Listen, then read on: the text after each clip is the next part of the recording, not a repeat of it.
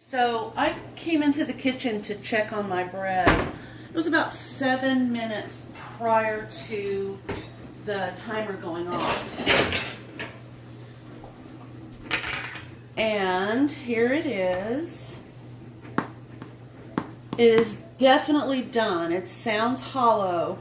So that kind of gives you the idea of why you need to check on it while it's baking.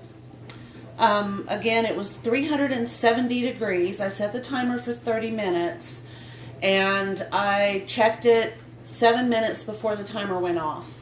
And it is hollow sounding all the way across the top. So I know it's done. I'm going to remove it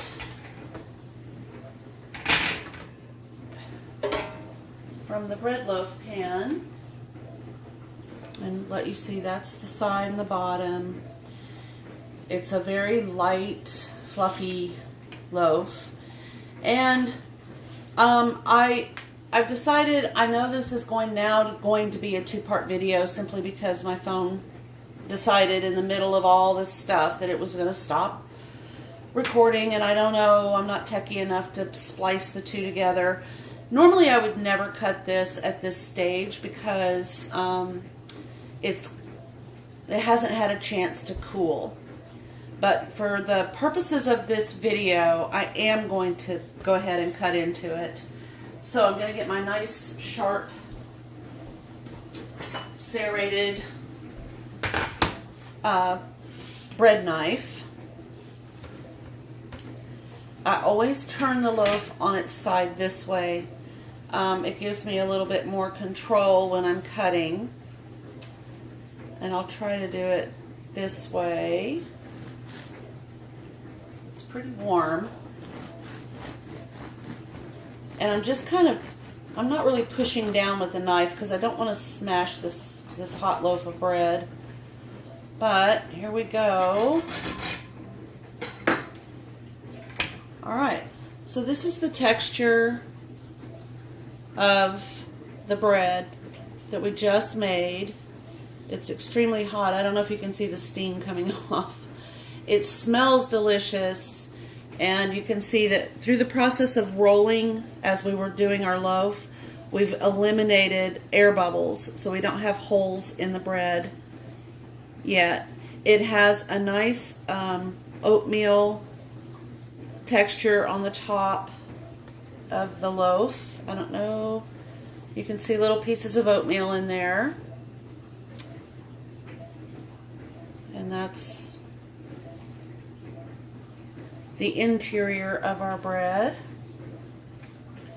So we're going to let this continue to cool. This is awesome for one loaf of bread. It was very easy.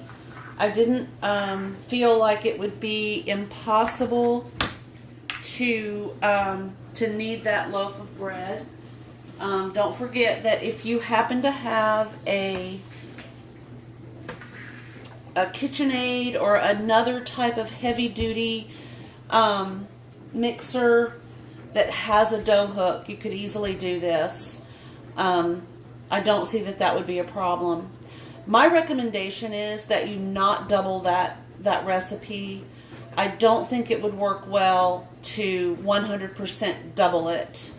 I think, unfortunately, that if you were going to try to double it, you would end up with way too much liquid and not enough of the grain. So I will try to work on figuring out a way to double the recipe to get 2 loaves of this size. But I think 4 cups of hot coconut milk would be way too much in relation to the amount of oats and flour and yeast that you would need. So anyway, I'll see what I can come up with. And as I said, next time I will probably try to do the bishop's bread. I'm really curious about trying to get that made up. So enjoy the rest of your day. Let me know if you have any questions. If you like this bread recipe, hit the like button. Otherwise, have a great week. Thank you.